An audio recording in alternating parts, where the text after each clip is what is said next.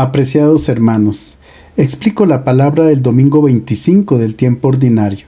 La primera lectura es del libro del profeta Amós, capítulo 8, versículos 4 a 7. Se trata de una denuncia contra los comerciantes que explotan a los pobres. Nos ubicamos por el año 750 a.C. bajo el gobierno del rey Jeroboam II, un político muy hábil que lleva a Israel a su máximo esplendor.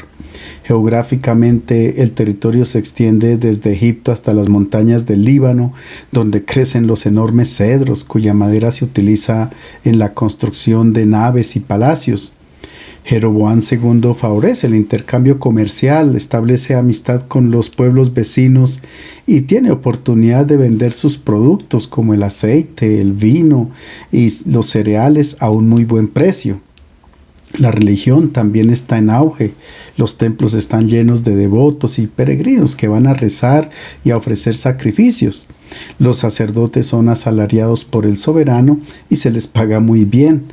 Todo marcha a la perfección. Pero aparece un hombre que ve las cosas de otra manera y que no está de acuerdo con la política del rey. Es el profeta Amós, un pastor originario de Tecoa, un pequeño pueblo situado en la periferia del desierto al sur de Belén. El profeta denuncia la situación de prosperidad y riqueza del país porque ésta se concentra en las manos de unos pocos. Se explota al pobre y se comete toda clase de injusticia, se abusa de los más débiles. Como dice en el capítulo 2, venden al inocente por dinero y al pobre por un par de sandalias, revuelcan en el polvo al débil y no hacen justicia al humilde. En el capítulo 5, hay de los que convierten la justicia en veneno y arrastran por el suelo el derecho. Odian al que juzga rectamente en el tribunal y detestan al que testifica con verdad.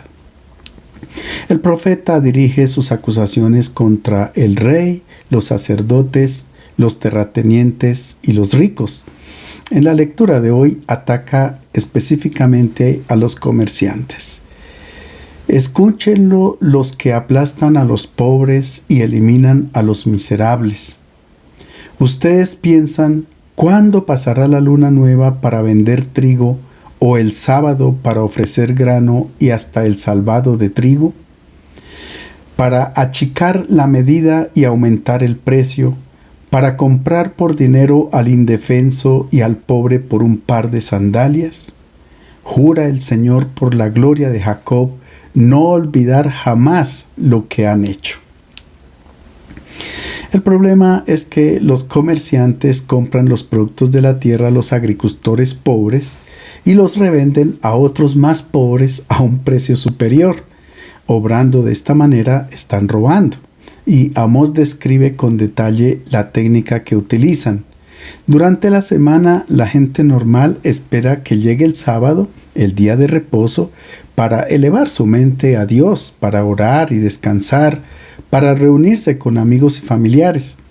Pero los comerciantes no están interesados en las fiestas religiosas ni en la observancia del sábado, porque durante esos días el comercio está inactivo, todo está cerrado. Por tanto, ellos no veían la hora de que pasara el sábado para reanudar las ventas del grano y del trigo, y lo hacían engañando, disminuyendo la medida y aumentando el precio, falsificando la balanza y vendiendo productos ya dañados como de excelente calidad. Y lo que es peor, compran por dinero al indefenso y al pobre por un par de sandalias. ¿Y qué dice Dios frente a este comportamiento de los seres humanos? En primer lugar, cuando hay injusticia, es decir, cuando se oprime a los débiles y se pasa por alto el sufrimiento de los trabajadores, la religión no es más que una hipocresía. Y en segundo lugar, Dios pronuncia una terrible sentencia. Jura no olvidar jamás lo que ellos han hecho.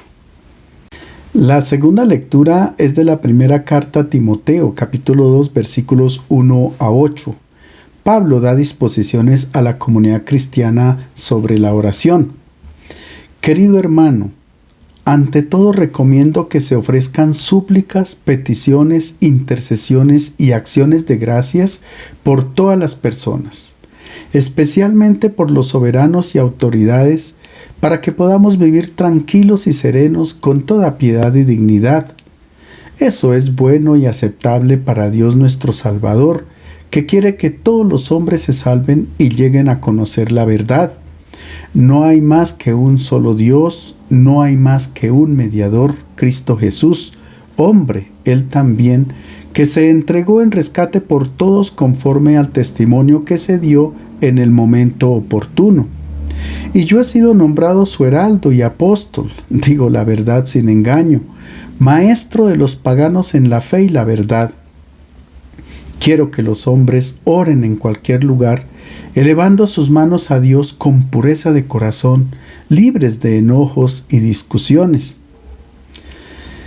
El orden y el progreso de nuestra sociedad dependen de las personas que la dirigen. El apóstol dice, si ellos no cumplen bien con su deber, no podemos llevar una vida tranquila y apacible.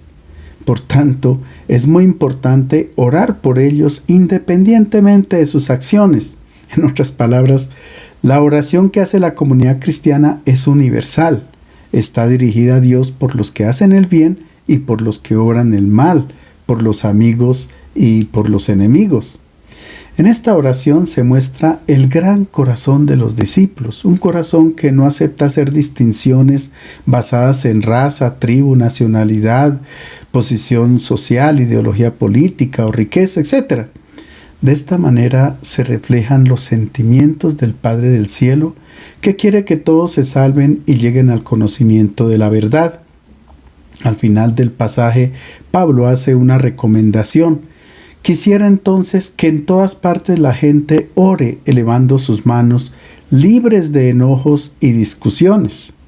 El cristiano no puede orar con manos impuras, con manos que hacen mal a los hermanos.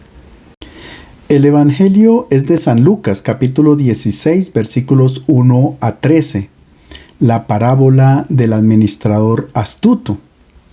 Jesús habla frecuentemente en el Evangelio acerca de la gestión de los bienes de este mundo. Para algunos tal vez este argumento no tendría nada que ver con la vida espiritual, pero para él sí.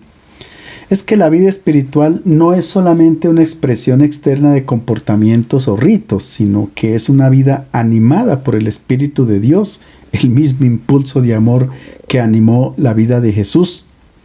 Pablo hace una contraposición entre la vida carnal, que está animada por el egoísmo, y la vida espiritual, movida por el Espíritu de Cristo resucitado. Y ante la gestión de los bienes, nosotros podemos actuar o movidos por el Espíritu o por la vida de la carne. De acuerdo con la carne, una vida exitosa consiste en acumular muchos bienes, tener muchos títulos académicos u honoríficos, tener mucho dinero, etc. Para Jesús, la vida exitosa coincide con la bienaventuranza que dirige a los pobres, porque ellos han elegido llegar al final de su vida sin posesiones. Es decir, ellos han distribuido sus bienes, los han compartido con amor a lo largo de la vida. Por el contrario, rico es aquel que llega al final de su vida con muchos bienes porque no ha sido capaz de compartir con los necesitados. En este sentido, lo que para el mundo se ve como una vida exitosa, puede suceder que para Jesús sea una vida de fracaso. Jesús recomienda entonces alejarnos de la pleonexía en griego, de la codicia, es decir, del afán de acumular los bienes para uno mismo. Por el contrario, Él propone vender todo y darlo en limosna, conseguir bolsas que no se hagan viejas y un tesoro que no se agote, donde no entran ladrones ni la polilla lo carcome. También ha dicho que quien no renuncie a todos sus bienes no puede ser discípulo suyo. Y más adelante en el capítulo 18 volverá sobre el argumento cuando se acerca uno que, habiendo observado todos los mandamientos, pregunta a Jesús qué tiene que hacer para heredar la vida eterna. Él responde, te falta todavía una cosa. Vende todo lo que tienes y reparte entre los pobres y tendrás un tesoro en los cielos. Y luego sí, ven y sígueme. Pero Al oír esto, se puso muy triste, pues era sumamente rico. Veamos qué sucede en el Evangelio de hoy. Jesús les decía a los discípulos: un hombre rico tenía un administrador. Le llegaron quejas de que estaba derrochando sus bienes. Lo llamó y le dijo: ¿qué es lo que me han contado de ti? Dame cuentas de tu administración, porque ya no podrás seguir en tu puesto. El administrador es una persona que aparece a menudo en las enseñanzas de Jesús. Tenemos un administrador fiel y prudente que no actúa arbitrariamente, sino que utiliza los bienes confiados según la voluntad del propietario. Y tenemos otro que, en ausencia de su señor, se aprovecha de su posición y se hace el dueño, se emborracha y deshonra a los sirvientes. También está el administrador emprendedor que se compromete, tiene la valentía de arriesgarse y consigue beneficio para el dueño, y otro que es un vago y un perezoso. Pero el más vergonzoso es el administrador sagaz del que habla el Evangelio de hoy. Jesús dirige la parábola únicamente a los discípulos, porque no todos pueden comprender y asumir su propuesta frente a la manera como se deben administrar los bienes de este mundo. Él sabe que los paganos continuarán a comprar y a vender según las leyes del mercado. En nuestro pasaje aparecen dos personajes: el propietario de muchas tierras, es decir, el latifundista, y el segundo personaje, el administrador. Desde el punto de vista geográfico, Israel cuenta con tres grandes llanuras: Sharón, que es muy fértil; la llanura de Esdrelón, que abarca desde el Mediterráneo hasta el río Jordán; y finalmente la llanura de Netufa por el occidente. En estas llanuras había grandes terratenientes que no vivían en Israel, sino en las grandes ciudades del imperio como Alejandría, Antioquía, Éfeso, etc. Por tanto, quienes gestionaban estas propiedades eran los administradores. El administrador acordaba con el terrateniente entregarle una cierta cantidad de productos y el resto de la cosecha quedaba para él. Esa era su comisión. Obviamente que esto se prestaba para tejer trampas, engaños y falsificaciones. Flavio Josefo, un historiador judío, cuenta que los administradores eran personas sin escrúpulos, cuyo objetivo era ganar la mayor cantidad de dinero posible. En nuestra parábola, el dueño representa a Dios, a quien pertenecen todos los bienes de este mundo, como dice la Escritura en el Salmo 24. Del Señor es la tierra y cuanto hay en ella, el universo y todos sus habitantes. Cuando no cesaba de caer granizo en Egipto, que era la séptima plaga, Moisés dice al faraón: tan pronto como yo salga de la ciudad, extenderé mis manos al Señor. Los truenos cesarán y no habrá más granizo, para que sepas que la tierra es del Señor. También cuando Dios habla a su pueblo en el capítulo 19 del libro del Éxodo dice: si en verdad escucháis mi voz y guardáis mi pacto, seréis mi especial tesoro entre todos los pueblos, porque mía es toda la tierra. Pablo dice a los Corintios en su primera carta, capítulo 4, ¿qué tienes tú que no hayas recibido? Y si lo has recibido, ¿por qué te jactas como si no lo hubieras recibido? Cuando Dios nos ha traído al mundo, no hemos tenido que preparar nada. Hemos encontrado todo listo. El Padre del cielo ha querido que nunca nos falte nada, como dice la primera carta a Timoteo en el capítulo 6. Porque nada hemos traído al mundo, así que nada podemos sacar de él. Dios quiere que tengamos una vida digna, que tengamos qué comer y qué vestir, pero cuando el ser humano comienza a acumular, suceden todos los problemas. El segundo personaje de la parábola entonces es el administrador. Él debe saber que no puede administrar los bienes de acuerdo con sus propios criterios, sino de acuerdo con la voluntad del dueño. También debe saber que un día tendrá que rendir cuentas y entregar la administración. Porque el ser humano es un peregrino, un viajero, no un vagabundo porque tiene una meta a donde llegar. Pero es como cuando se camina en el desierto. La única tierra que le pertenece es la que pisa. Apenas da un paso hacia adelante, ya la tierra pertenece a otro. Pedro en su primera carta escribe a su comunidad: como buenos administradores de los diferentes dones de Dios, cada uno de ustedes sirva a los demás según lo que haya recibido. Y Pablo quiere que los corintios lo consideren como servidor de Cristo y administrador de los misterios de Dios. El administrador de la parábola es llamado a rendir cuentas. Ya los hechos de la mala administración eran evidentes y no puede contradecir las acusaciones. Ahora tiene que pasar a una nueva vida. Y en esta nueva vida ya no se puede tener en cuenta los bienes de antes porque pasan a ser propiedad de otros. Él sabe que cuando sale de la oficina del terrateniente ya no tendrá nada. Ahora él tiene que pensar qué debe hacer. Escuchemos. El administrador pensó: ¿qué voy a hacer ahora que el dueño me quita mi puesto? Para acabar no tengo fuerzas. Pedir limosna me da vergüenza.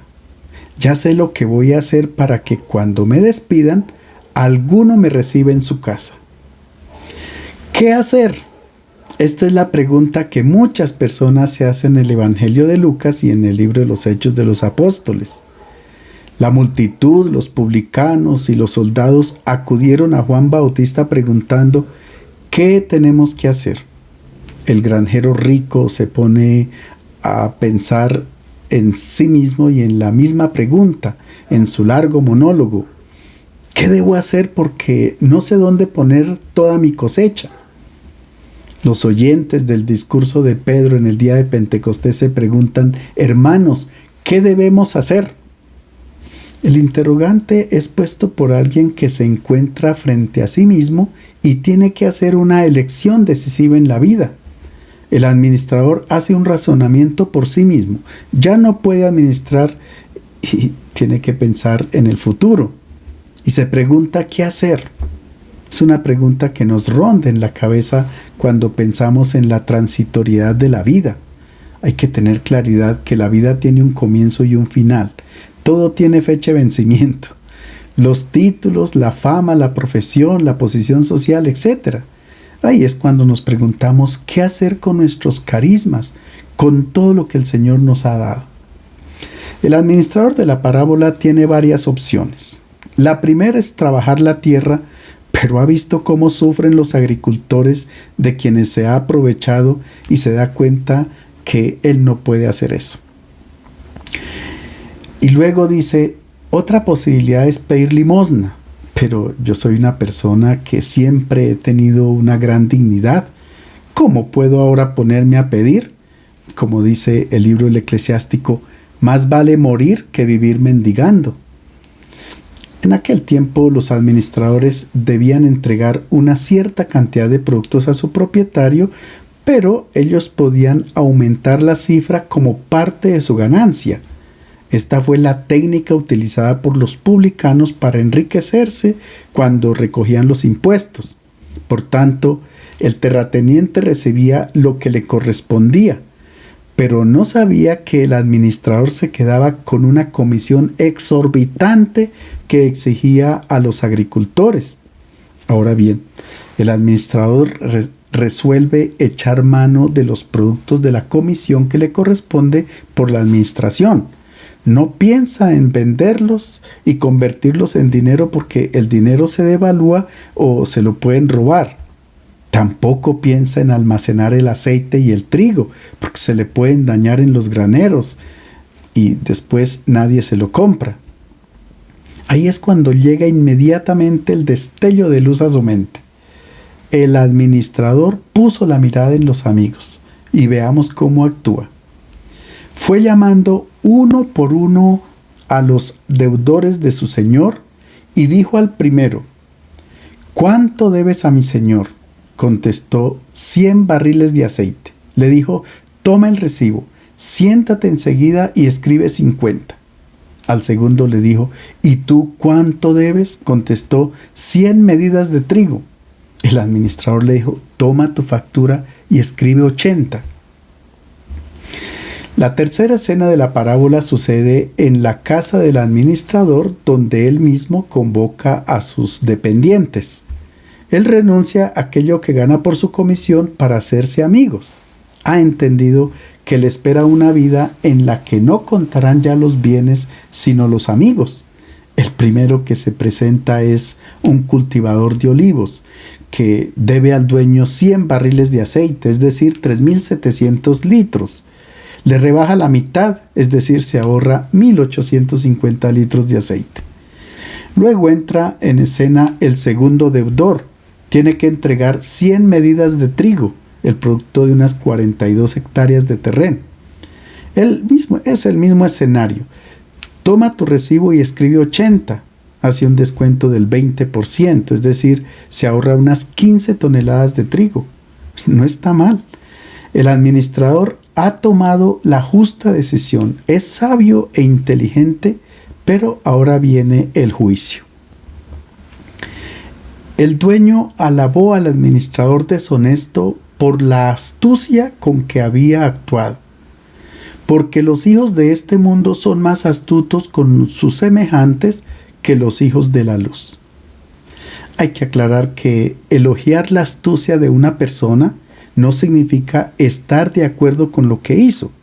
Una vez un ladrón fue capaz de escapar de la prisión abriendo todas las puertas con un simple alambre. Eso merece un elogio. Sin embargo, era un bandido, pero era inteligente. Como el administrador de la parábola no miró a la riqueza, sino a hacerse amigos, el Señor, Kyrios en griego, es decir, Jesús, le hace un elogio. Ahora bien, el texto no dice que es deshonesto, sino ton oikonomon tes adiquías. Es un administrador de la injusticia. Porque cuando nosotros administramos los bienes de este mundo, siempre habrá injusticia. Más adelante Jesús va a hablar de mamonates adiquías, dinero de la injusticia. Pongamos un ejemplo. Cuando vamos al supermercado y compramos un producto del campo, lo pagamos 10 veces más de lo que se lo han pagado al campesino que lo cultivó. El 90% se queda en el comercio. Aquí hay una injusticia muy grande. Jesús elogia al administrador de la parábola, dice que él ha sido muy inteligente, porque ha entendido que en la vida futura ya no cuentan las riquezas, sino los amigos. Y Jesús hace una reflexión que interrumpe el relato. Los hijos de este mundo son más astutos con sus semejantes que los hijos de la luz. Los hijos de este mundo son los paganos que comercian de acuerdo con las leyes del mercado, de la oferta y la demanda, que aprovechan cualquier circunstancia para obtener ganancia. Son muy hábiles, ponen en acción todas sus capacidades y las dirigen para su objetivo, que es acumular riquezas, y son capaces de hacerlo muy bien. Los hijos de la luz son quienes siguen el Evangelio. Ellos deberían hacer también todo lo posible por actuar en coherencia con la palabra de Dios, pero son frágiles e indecisos en la construcción del mundo nuevo. Jesús habla con un cierto humorismo. Parece que los hijos de este mundo estén más interesados en acumular riqueza que los hijos de la luz en acumular bienes en el cielo. Veamos ahora cómo continúa el texto. Y yo les digo que con el dinero injusto se ganen amigos, de modo que cuando se acabe, ellos lo reciban en las moradas eternas. El que es fiel en lo poco, es fiel en lo mucho. El que es deshonesto en lo poco, es deshonesto en lo mucho. Si con el dinero injusto no han sido de confianza, ¿quién les confiará el legítimo? Si con lo ajeno no han sido de confianza, ¿quién les confiará lo que les pertenece a ustedes? Un empleado no puede estar al servicio de dos señores, porque odiará a uno y amará al otro, o apreciará a uno y despreciará al otro. No pueden estar al servicio de Dios y del dinero. hemos escuchado 3 sugerencias que el Señor nos da. La primera, ganen amigos con el dinero injusto, de modo que cuando se acabe ellos los reciban en las moradas eternas. Esta es la frase más importante del pasaje de hoy. Sintetiza toda la enseñanza de la parábola. Notemos que Jesús no condena los bienes de este mundo porque es justamente a través de ellos que establecemos relaciones de amor. No se trata de entregar todo lo que uno posee. Eso sería un gesto insensato, no virtuoso. No ayudaría a los pobres, sino que aumentaría su miseria y favorecería a los perezosos. Jesús habla de dinero injusto, no porque lo sea en sí mismo tampoco, sino porque se convierte así cuando hacemos negocios de modo egoísta para acumular. Este dinero injusto hay que distribuirlo para ganar amigos. En otras palabras, Jesús nos enseña a purificar la riqueza injusta. Esto se logra cuando se distribuye los bienes para crear relaciones de amor. Es decir, hay que utilizarla para ayudar a los demás, para hacerlos amigos. Esta es la sabia elección que Jesús anima a hacer para asegurar el éxito de la operación. Las personas beneficiadas en esta vida siempre permanecerán a nuestro lado y serán testigos a favor nuestro en el día en que el dinero no cuente ya para nada. Ellos serán los que dan testimonio en el más allá y nos recibirán en las moradas eternas. La segunda sugerencia que hace Jesús es que reflexionemos sobre el valor que tienen los bienes de este mundo con respecto a los bienes del futuro. A los bienes de este mundo Jesús los llama cosas de poco valor, porque son pasajeras, no duran para siempre, y la tentación del ser humano es considerarlos como absolutos e idolatrarlos. San Ambrosio solía decir: no debemos prestar atención a las riquezas que no podemos llevar con nosotros, porque lo que dejamos en este mundo no nos pertenece, pertenece a los demás. Esta es la razón por la que Jesús los llama de poco valor y también los define como riquezas de otros. Ellos son para hacer el bien a los otros, para entregarlos, como cuando nos confían una encomienda para entregarla a un destinatario. Si me quedo con ella, simplemente soy un ladrón. O cuando hay ciertos elementos, dineros, que hay que entregarlos a los más pobres, y hay quienes se quedan con ellos. Jesús habla de riqueza de otros, porque hay que entregarla. En cambio, la riqueza propia es la del mundo futuro. Y la tercera sugerencia que hace Jesús es que no se puede servir a dos señores, porque o se ama a uno y se odia al otro o viceversa. No se puede servir al mismo tiempo a Dios y al dinero. Nos gustaría favorecer a los dos, dar a Dios el domingo y al dinero los otros días de la semana. Pero esto no es posible porque ambos son maestros exigentes y excluyentes. No toleran que haya un lugar para otro en el corazón de una persona y sobre todo sus órdenes son opuestas. El dinero manda pensar en los propios intereses, estudiar todas las maneras posibles de ganancias, acumular, engañar y enriquecerse. Por el contrario, Dios pide distribuir, compartir, hacer amigos con los bienes y crear relaciones de amor. Les deseo un feliz domingo.